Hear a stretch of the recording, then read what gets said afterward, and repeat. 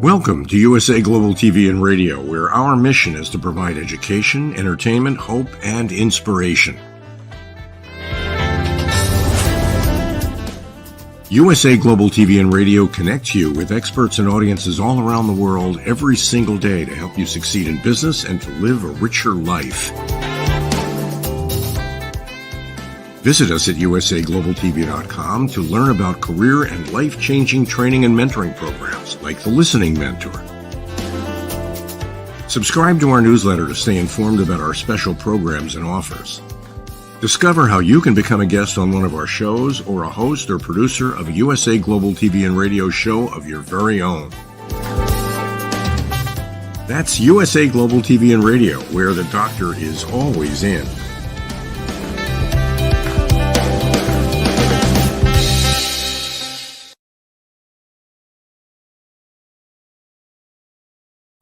Good morning, good afternoon, good evening, and welcome home to USA Global TV and Radio. I'm Dr. Jacalyn Kerbeck, and our show today is A Woman's Prerogative. We are streaming live from our studio here in New Jersey, our first day back up here in the Northeast part of the United States, so welcome. We truly do have a global show today, as our panelists are from a day apart, one in Hawaii in the United States and the other in New Zealand. Let's bring them out and hear about their stories and how they are helping change the lives of people all over. Welcome our full-time panelists, MARISKA. Hello. Hello. Yes, and from New Zealand, of course. Of course, from New Zealand. And of course, you are an ICF certified coach. You are the owner of your own business Journey to Discover, and you're a transformation and leadership coach. Welcome to the program. Well, thank you. And of course, I am very happy to be at Women's Prerogative number 2 for today. That's right. So for people who are unaware, we have another show, Women's Prerogative, which is our original episode time, which is at 3 o'clock Eastern Standard Time, which is 8 o'clock British Summer Time. And now we have part 2, which is now 7 p.m. Eastern Standard Time. What time is it there, MARISKA? For me, it is currently 11 a.m. on a Tuesday. On a Tuesday. We're here on a Monday. Beautiful. Well, we have a special guest who is joining us for this premiere episode, which is extremely exciting. And Megan was referred to us by Swanette, who is going to be joining us as a full-time panelist starting in June. So Megan Nolan is in Hawaii. Aloha. Love it there. She's a personal trainer. She's a yoga instructor. She's a mental fitness coach. And she is going to talk to us about our topic today, which is why self-care is a high ROI activity and a top priority. Welcome, Megan Nolan, to the program. Hello. Aloha. Hello, everybody. Good to see you. Thank you so much for having me. I'm so excited to be here. We are thrilled to have you here. And of course, as you know, we're saying backstage, specifically MARISKA, about your background. How cool is it? I think we're going to be changing ours to be more like yours. Thank you. I do get a lot of compliments on it. So thank you. Appreciate that. You know, it's very soothing. It's very calming. And I feel like that ties in with our topic today. And something I just want to share, because I am definitely somebody who really needs help. When it comes to self-care, I put a certain amount of time in my schedule, but I'm a workaholic. Work. And even when I work out, I'm working. So I know that's not the best way to be vitality coach. What can you share with us about what self-care really looks and feels like when you're doing it the right way? Yes, the quote unquote right way. Well, I think we can start there, actually, that the only right way is the way that lights you up, that is fulfilling and satisfying for your body. Because the truth is that when you show up for yourself, you are able to show up as your most grounded and happy and uplifted and centered self, the self that you really want to be showing up as in the world. And so, like you said, Dr. Jacalyn, many of us are very passionate about what we do. And as such, we can get into the go mode, right? In the go mode. And it's hard for us to take a step back and press pause on the busyness of the day, which is why I'm a huge advocate for creating a meaningful morning routine. Because when you start the day with that intentionality and the foundation, you are literally giving yourself that window of time with you before you give yourself to the world through your work, being, involved in your community, your family, your team, whatever that looks like for you. You're giving yourself that moment of time. And it can be literally just a few moments, right? Going back to what you said at the beginning, what's the right way? Well, the right way is what's going to work for your schedule, and not getting dissuaded by the fact that you don't necessarily have an hour in the morning unless you do, knowing that that little window of time, whatever length of time that is really powerful if you use it to serve yourself, because doing so is really actually important, vital, in fact, because I believe, and I'm sure many of you will agree, that in order for you to be truly successful, you do actually need to be healthy and happy. Because when you look at success from a holistic perspective, which is what we're going to be speaking about today, of course, there'll be financial goals, impact goals, income goals, but emotional wellness, physical wellness, spiritual wellness, purposeful wellness, that's all part of that. And those are all components of success. And so when you just take a step back and you realize that it is a vital tool, your body, I'm referring to, in order for you to get to the finish line of your goals, it actually should be a top priority for you. That's why doing it first is often really helpful, because not only does it, get you going, rev up your metabolism, oxygenate your body, is shown to potentially increase productivity by upwards of 72% when you exercise in the morning. So that's significant, but it really does set the tone for how you feel.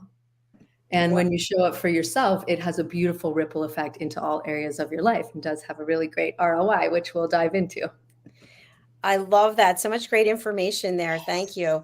Before we dive into it, I want to go over to Mariska. And if you're open to it, would you share a little bit about your morning routine? Ooh. My morning routine. Yeah. Let's see, other than getting out of bed, which hopefully most people do. Is that an easy thing for you, or does that take it? Sometimes people have difficulty getting out of bed. I think for me in general, I don't have a lot of difficulty to get out of bed. So I'm more tended to being a morning person than a late night person. So if this comes with a little bit of a caveat. If I had enough rest, so if I feel that I have slept sufficiently and I am rested, I jump out of bed. If that was not the case, I slowly crawl out of bed, but I still get out of bed.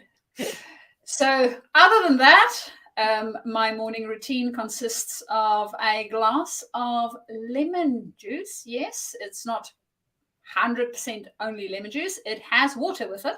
So it's about half a lemon and diluted with water. So that starts the system up internally, get the engine going, so to speak. And then, of course, I also love even if it is very brisk at the moment, because we are going into winter, a early morning walk. So that would be part of my exercise, that I get the blood flowing. So that's the main things that I normally typically try to incorporate into my morning routine. And sometimes I am able to take a half an hour walk, and sometimes it's more like a very quick 5-minute sprint around the closest environment that I have outside. So it might depend on the amount of time that I have in the morning, but that's the main things that I enjoy incorporating into my morning routine. Thank you for sharing that. That's fantastic. I want to go over to Megan, who's the expert in this area. Tell us a little bit about your morning routine. Well, I start with lemon water too. So same. It is really good for your body, great for your liver. And especially, most of us don't drink a lot during the night. And so it's really good to have a big glass of water, whether you want to do lemon or not, but have a big glass of water before you drink anything else. And yes, I do drink caffeine, so I have that a bit later, but I like to sit and do a little bit of journaling, gratitude journaling, connecting to my vision.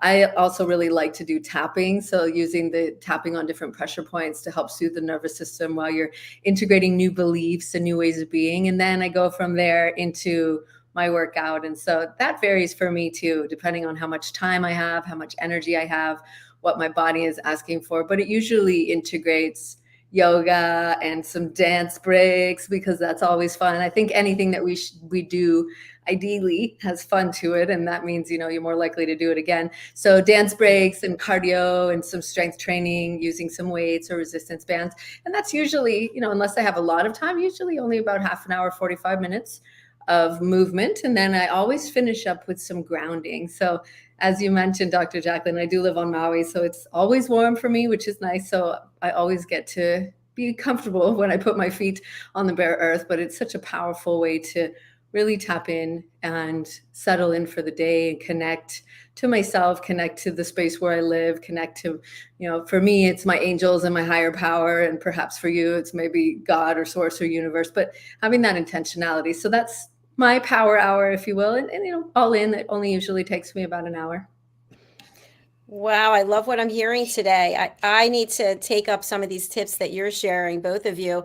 I have two totally different routines because now I'm in New Jersey and part of the year I'm in Florida, and it's very different for a number of reasons. But usually I spend my afternoons exercising, and I do a lot of intermittent fasting. So this morning I just finished a 31-hour fast, which I don't think I'm doing again because I did not feel well today. But I always drink water when I first wake up. I always say my prayers. I'm very grateful that I woke up and have another opportunity to be on this earth.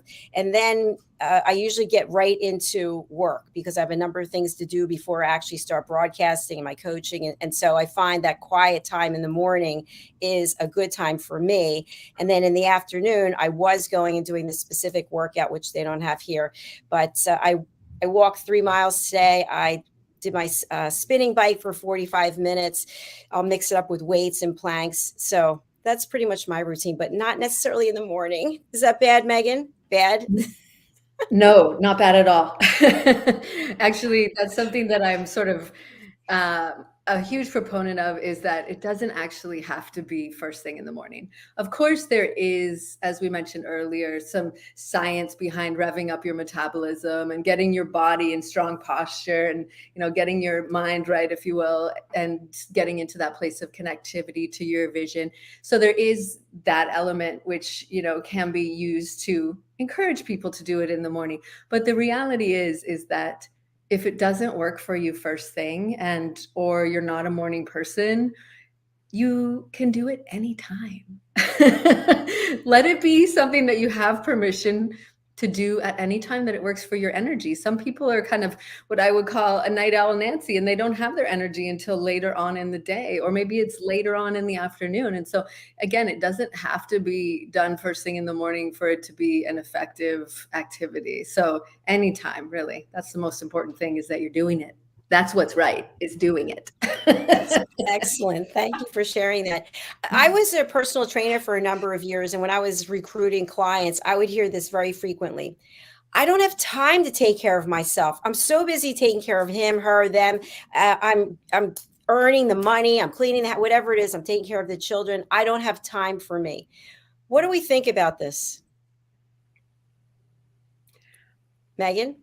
I hear it a lot as well. And that's the thing, is that when we have a lot of responsibilities, it's more important for us to take care of ourselves so that you can show up for those.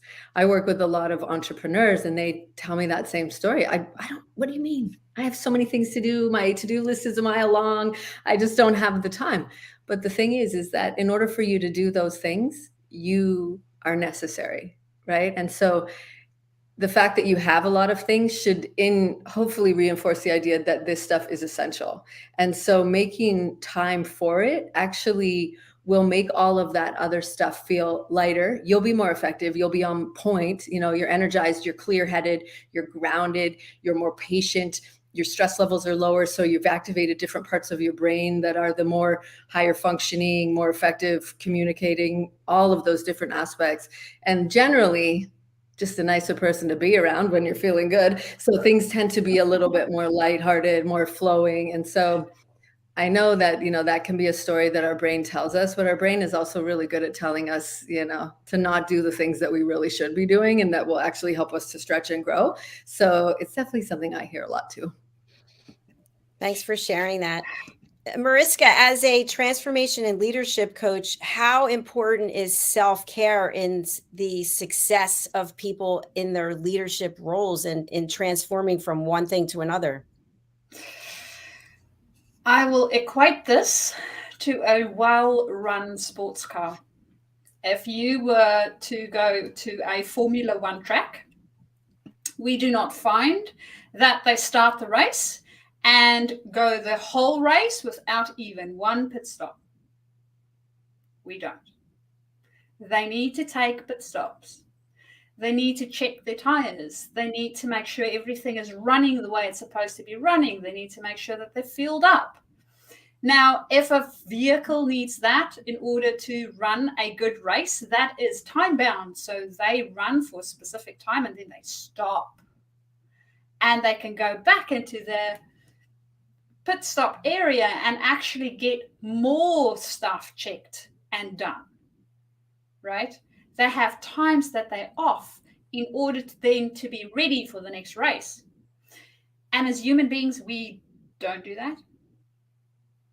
We need to start realizing that all of this is a well-oiled machine. The better we take care of it, the better it will take care of us.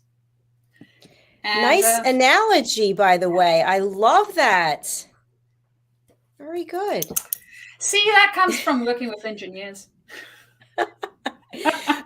My next question is, and I'm using myself as an example, when we are type A, I don't want to say psychotic or neurotic, but when we are, go, go, go, and then today wake up feeling like we went because we were pushing too hard, what lesson can I specifically take from that? Because nothing changes, right? The work is still there. The pressures, the stress, in a good way. I'm not saying it's a bad way, in a good way, but it's still there. So Megan, at what point when we know we're going to be up against the wall, our back is up against the wall, green screen, that we know we've got deadlines, we've got all these things that we have to do.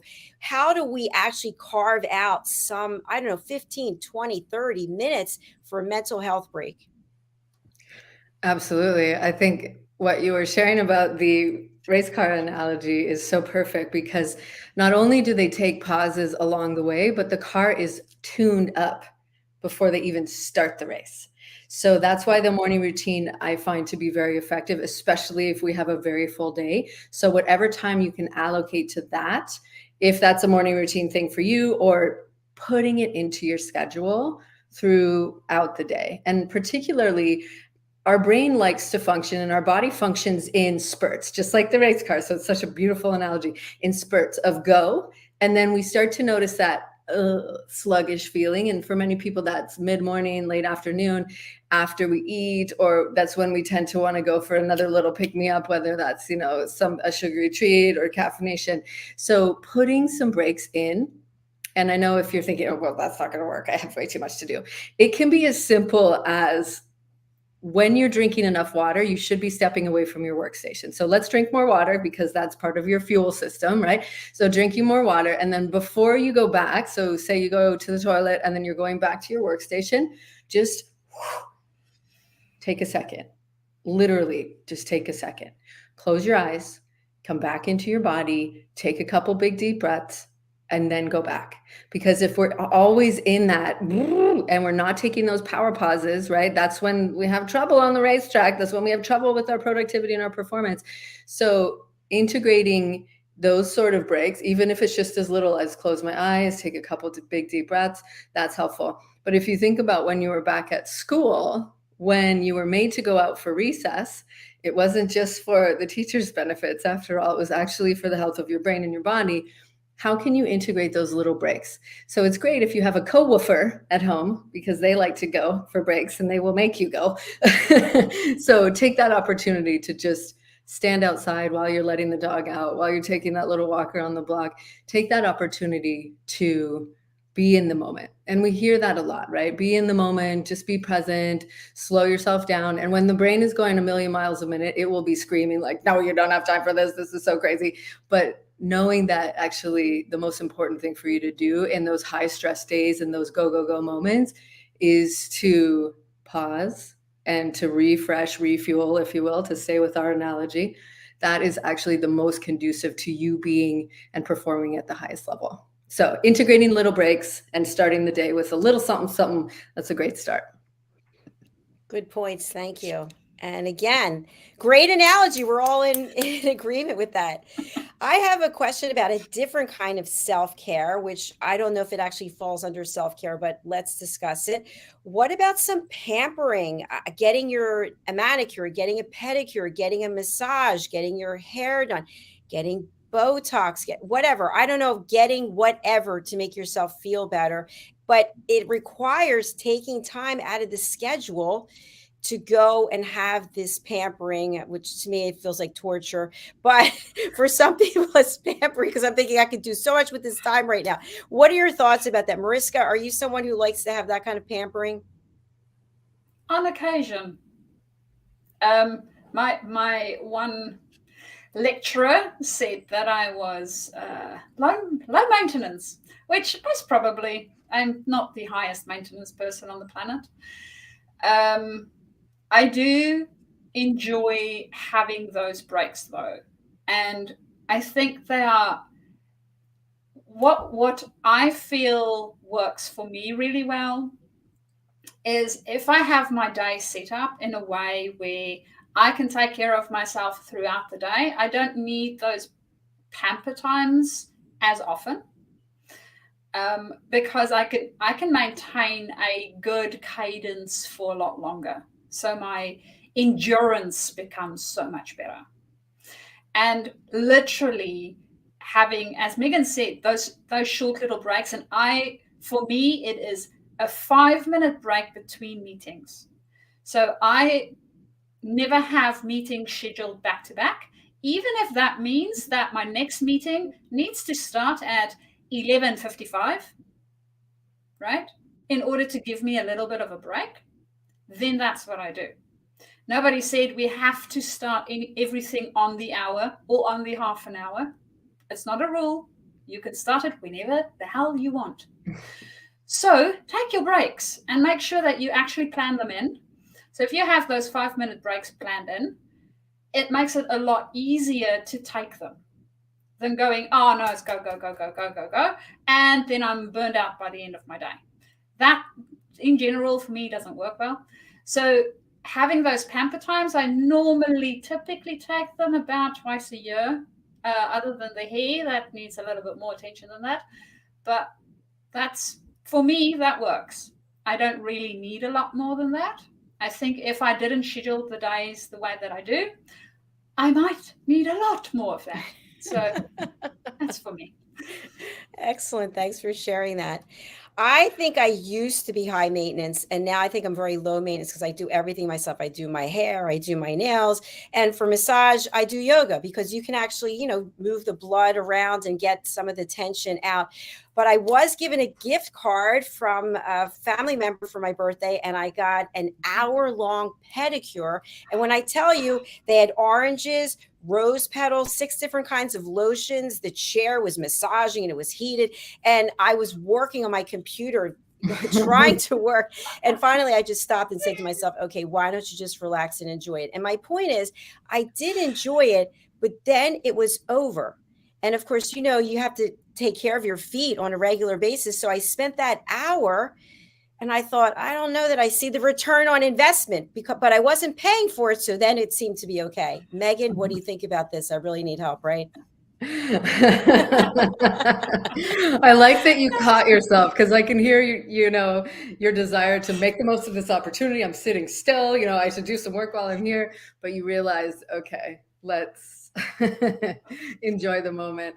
But the thing is that, now that a lot of that work has been done, they've created if we stay with your feet, they've set you up to have them feel softer and have it be easier for you to go in and here and there, just kind of when after you have a bath or whatever, and just keep them nice. And so the thing is that if we do little things along the way, if we get inspired, like you're listening to this episode, you're getting inspired, and now you're feeling like, okay, tomorrow I'm going to go do a workout, and you get into that groove, and then you keep going and you keep it up with little bits here and there, and taking these power pauses like we've been speaking to, just having these scheduled in breaks, then it will be easier for you to maintain. Whereas if we stop and we do nothing with our feet and we're going barefoot and we get to a point, or we do nothing with our health for a long time and we get to a point where we have a problem, then it takes us a lot longer to come back from it. And so the thing is, though, is that most people, myself included, will let it go for as long as possible before we deal with something. And a lot of people will wait until they get to the stage of being burnt out, or they have been sitting at their computer so much that, they can't turn their head to the right because their neck is so tight, until they start to take action. We often hear like it's way easier to sell painkillers than it is to sell vitamins, and so the preventative action is so important, and it really does add up. But a lot of times people won't wait till, they'll wait for a long time to take action. So what I'm saying is that if you can begin to find a routine that works for you, and you can do little bits here and there, and whether that is, enjoying the pedicure while you're doing a little bit of work or whatever it is, you will feel better and you will feel more inspired to keep it up, right? Because if you look down at your feet and you're like, whoa, these look good, then you want to keep them looking good, right? If you're feeling good and you're feeling sassy and strong in your body, then you want to keep that momentum going, right? And so it is one of those things that once you get started, it's easier to maintain. I hear you. And I'm saying amen to Botox for that reason. Okay. So my next area that I really want to focus on, because I feel it impacts everyone, is our ability to sleep. Because if we're restless and we're not sleeping, then when the morning comes, we're dragging ourselves along. Mariska mentioned crawling. So Megan, any tips for us to have a beautiful night's sleep? Yes. So our sleep is really impacted by activities all day long. And so when we are not sleeping well and we're having a lot of caffeine, then that will affect the quality of your sleep tonight, even if you don't feel like you're particularly caffeine sensitive. But want to lean into the point that we've been making about taking these little recharge breaks throughout the day keeps your stress levels and your cortisol levels down, because you're mitigating that spike throughout the day by just doing these little things to kind of soothe yourself, so that when we get to the end of the day, you're not so amped up, wound up. Oh my goodness, I can't sleep because I have 1,000,001 things to do. And let me get that to-do list because I got to write 5 things down, that sort of energy. So or you may get to that point, and here you can do the same thing, is that either hopefully we've taken the breaks and you're feeling like, okay, I can wind down, I can have a little bit of a routine. Having those breaks throughout the day is helpful, but then having an intentional routine at nighttime, especially if you are like myself and Dr. Jacalyn, and maybe many of our listeners and watchers, that you do find that your brain is really, really go, go, go, go, go, go, go, and it's hard to turn off. Sit down with a nice cup of tea and sit down and have some moments of gratitude before you go to sleep. What are some things that you were thrilled about through the day that went your way, or maybe that didn't, and what are the lessons you can learn? So have some time for reflection, and this can be done with a journal, or this can be done in the tub, and then write down whatever it is, like do a bit of a brain dump, if you will, so that throughout the night, your brain isn't waking you up to remember, oh yeah, make sure to send that email, like perking you up throughout the night. And so having that intentional wind down time at the end of the day, where you're away from your screen, and where you're, kind of following that framework of that natural winding down, like the sun is setting, if you will, your energy is gradually diminishing throughout the day. That tends to be really helpful, especially for people that are very high energy and very driven. Excellent. Thank you so much for that. What about you, Mariska? Are you the queen of sleep, and you've got some really great pointers for us? Yes, in the sense that I am the queen of sleep. Nothing can wake me up once my head is on the pillow and I'm gone off to dreamland. All the best of luck waking me until the next morning. It can literally be storming outside and I won't wake up. On the other hand, my other half is not so lucky.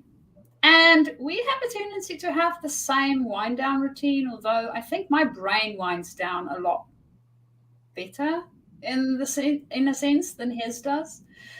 And one of the things that I found for me is the making sure, so those times when I haven't been able to wind down is literally the times when I had a to-do list, the length of my arm that was waiting, and it felt right, like there was a lot of urgency to it. So I think for me, if I have any high emotional attachment to whatever is on my to-do list, that keeps me up. So ensuring that I can recognize what the emotional attachment is, and this might even be excitement. If I'm it's a little like when we were little and it's the day before Christmas and we're going to get our favorite present because we just know that it's under the tree, you excited. And the likelihood of you going to bed and sleeping really fast is reduced because you're excited. You're so excited about the next day. So even if the emotion that's attached is high excitement, I find it then difficult to wind down and go to sleep. So what I have found works for me is doing an activity that can get my brain out of thinking about the thing, and placing that emotion in something else. So sort of diverting it to something else. And for me, that's reading. So I will literally grab a book that I really enjoy reading and get into the story. So I live myself into that story. And then I would, at some point, preferably before 11, get to okay, I'm tired, and then close the book and then go to sleep. But that is one thing that I have found is my emotional attachments to the things on my to-do list.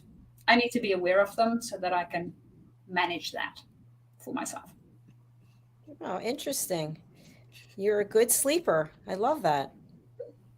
Yes.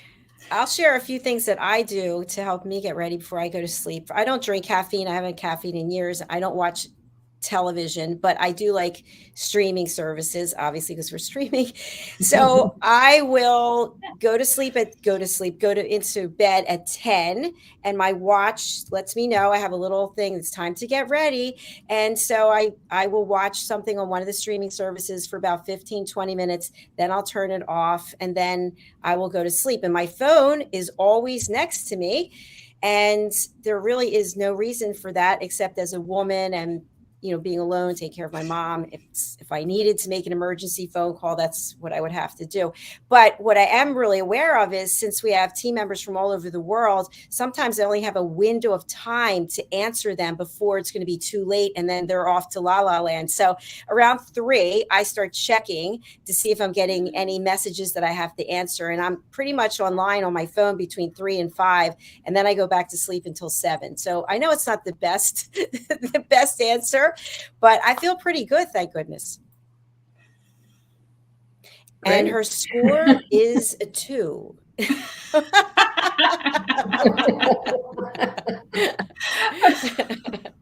Okay, let's talk about healthy eating, because you live on an island. You've got access to things there, right, that people might not have in other places. What is it that you want to share about healthy lifestyle in terms of nutrition, Megan? Well, I think one of the things that we hear a lot about, and we hear it because it's really important, is eating your fruits and vegetables. So I know some people are into it, some people aren't. And so that is so important for the health of your whole entire body. But eating a wide range of fruits and veggies actually does increase your productivity. How? Well, because when you're getting all of the different nutrients from the wide range of colors, and we all tend to kind of gravitate to the same ones. So be a little bit curious and creative, especially when the seasons change, bring in new foods. because they each have their own benefit.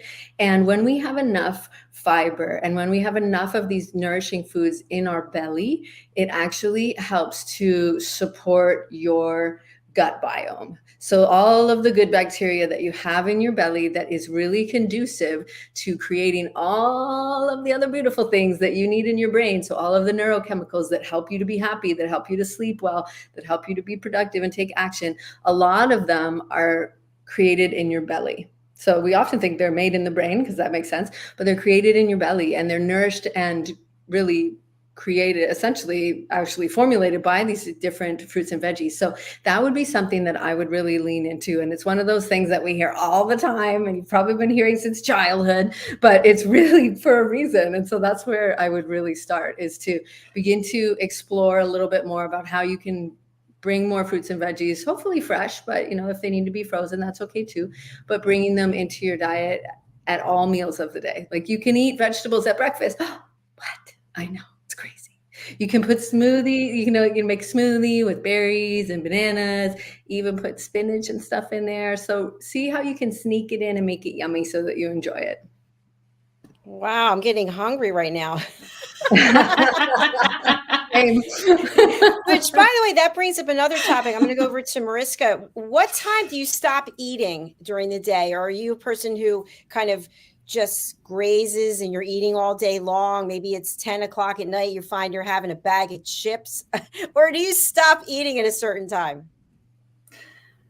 Typically, for me, I don't eat much after 7 at night. So for what I have found is, and this was more while I was working, and sometimes you had those times where you had a breakdown and it was odd hours of the day that you had to do work and all the other fun stuff that comes with that, which means that you also had odd hours of the day to eat. If I, for some odd reason, missed my dinner and I wasn't able to do that before 7, my body is just like, yep, okay, I'm out. I really, if you're going to present food to me after 7 o'clock, I'll be like, nah, I don't really feel like eating. My body's like, yep, okay, be happy. That was it for today. Kitchen closed or tummy closed. I don't know, either or, which is not necessarily the way my other half does it. But that's the way that my body works. After 7, it's sort of go, yeah, okay, that's it. Don't want more food. And I think it's a listening to the body thing, plus most probably also a little bit of a routine thing. So depending on what routine it is that we exposed ourselves to, we might find it works different. How about you, Dr. Jacalyn? Yeah, I love that.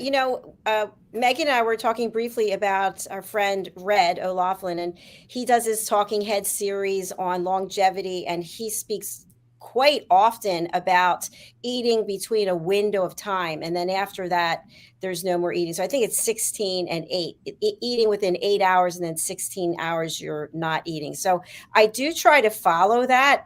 It's not always easy, especially if you're going out to dinner. Hi, I'll meet you at 3 o'clock. No, I don't think so.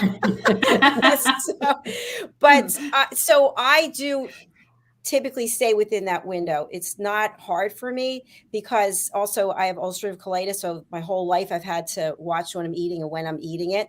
What about you, Megan? Are you somebody who, I know you're very disciplined, but do you have a cutoff time and say, that's it, I'm done after 3 or 7 or whatever your time is?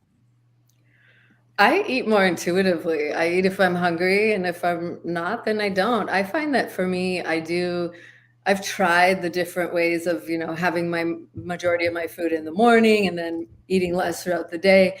It just doesn't really work for me. I don't sleep very well if I'm hungry. And so for me, I've found that at dinner time to have protein and healthy fats seem to be the most effective. And then having a more protein rich snack before I go to sleep with very minimal sugar so that I have that nourishment in my belly, because otherwise it's just 1:30 in the morning, bing, I'm awake and I could probably run a marathon if I felt like it, but it really is not conducive to me feeling happy and sane when I wake up in the morning. So I like to have that, kind kind of later in the day meal for dinner and then a snack. And that seems to be really helpful for me.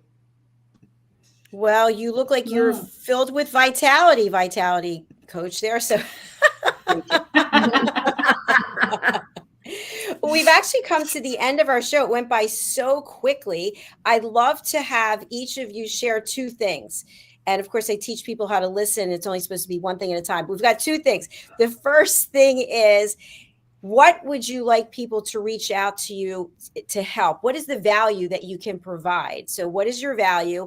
And then how can people reach you? So let's start with our guest, Megan. I would love to support you if you feel like you're in self-care overwhelm. If you know that you love doing all the things, but you can't figure out a way to make it all work without it taking all day, so that you can take care of you, so you can show up and be the shiniest, most, effective version of you. That's why I would love to connect, and I would love to support you. And so you're welcome to either pop over to my website, which is listed here, or I do have a really great resource if you go to minimorningroutine.com, and we can start there, and that will help you to start to create and get some ideas for your morning routine, because that's really what I would love to support you with. Thank you, Megan. Would you please go over to the private chat and just type in that web address so we can share it with everyone? That would be fantastic. Sure. And Mariska, that's extra question I have for you. How do you feel at this later time, so that for a woman's prerogative, instead of getting up at the crack of dawn? Well, I'll start with that question first. For me, it is good. I have now been able to actually go through my morning routine without feeling that I needed to rush anything, which is really good. So hopefully you guys are also experiencing a happier, healthier me, which we will have to see over time, of course. It is a little bit easier to experience that. And then for the other two questions was around value. Okay, so if you are a specialist moving into a leadership position, or a leader moving up within that space, that is the people that I can help, or that I enjoy helping. I really love helping people that is going through that transition space and figuring out how to bring more of the humanness into our work environment, and bringing our whole selves, not only the pieces that we didn't lock up in a closet somewhere. So it is good if you would want to bring the whole of you to your workspace. Everybody else will enjoy it, and I'm sure you will enjoy it a lot more too. To get hold of me, that is quite easy. Yes, there's a number 2 in there somewhere. So it is via my email address, which is mariska@journeytodiscover.com. Or alternatively, you can get hold of me via LinkedIn. And I would love to start our conversation, so please do connect. Fantastic. And one more thing, Mariska, you are one of our expert presenters on Talking Heads. If you can let people know, what are some of the subjects that you share your expertise on?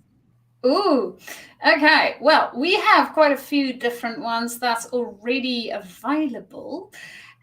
Some of these cover emotional intelligence. It also looks at when we actually just finished a series where we looked at the elements to consider when we are moving from a specialist into a leadership position, and what's some of the things that we need to take into consideration when we're doing that, in order for us not to derail and make a big mess out of something that we really want to make a success out of, as well as other leadership and humanness related topics. And are really excited about our new series that will be starting this week. So please do join us. And that is happening on my Friday, your Thursday, Dr. Jacalyn, is it 6 o'clock? 7 p.m. Eastern Standard Time this week. Mm-hmm. Okay. This week is 7. There you go. We'll sort it out. Thank you. Very much. I have one more comment I want to share, which, Megan, you're hearing this firsthand because Mariska doesn't even know about this and it affects her, is one of our dear friends, Dr. Madeline Chan in London, who is co-writing some of our children's books, the Lady Ella series that Mariska and I are also authors on. They are being read to children in London at a certain place. They have picked up some of our books, and you'll see on the bottom left, 1, 2, 3, 4. The first 3 books, Lady Ella books, are available now, and the 4th one is going to be available June 26th. But the first 3 are being read to children in these facilities where Dr. Chan has been able to start reading and singing, which I think is amazing. So, yay! Megan, is there anything you want to share about books? Anything that you want to talk about there? Oh, well, thank you for that beautiful segue. Yes, there is something I would like to share about books. I just wrote my first one. Yeah. Thank you. Yes, thank you. I'm so excited. And all things ago, please, for a May 30th launch. So we're finalizing everything. So it is called The Warrior's Journey, Ancient Wisdom for the Modern Entrepreneur, to help you to harness your inner strength and power and go charging forward on your beautiful soul's mission and create the impact and income that you're destined for. So stay tuned for more info on that, because yes, that's coming out soon. So thank you so much for the invitation to share on that. I'm grateful. You are welcome. I'm super excited. So thank you, Megan, for joining us. Thank you, Mariska. And thank you to those of you who are watching live or listening live or on the replay. We want you to listen whenever you want. Watch, listen at your leisure, because I'm not watching anything right now. I'm working. I'll be watching something before I go to sleep. So we do appreciate you. All right. Thank you. Thank you. And I hope you have a beautiful day, afternoon, evening, whatever it is that you're enjoying, and we'll be back again soon. Take care, everyone. Bye for now. Bye-bye. Bye.